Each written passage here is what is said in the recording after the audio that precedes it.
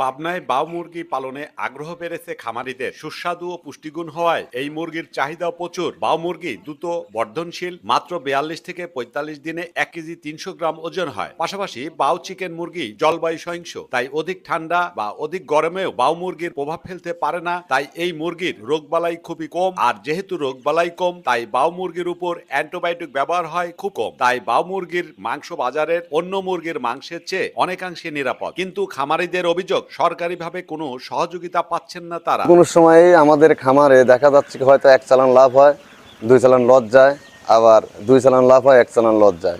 আমরা কখনো সরকারের থেকে এসব বিষয়ে আমরা হেল্প পাইনি। তাদের অভিযোগ, মুরগি, বাচ্চা ও খাদ্যের মূল্য বৃদ্ধির কারণে খামারিরা হুমকির মুখে পড়েছেন। তাছাড়া ব্যাংক বা ক্ষুদ্র কোনো ঋণ থেকে বঞ্চিত তারা। তাদের সহযোগিতা করা গেলে এই শিল্প আরো অগ্রসর হবে, এমনটাই মনে করছেন অভিজ্ঞ মহল।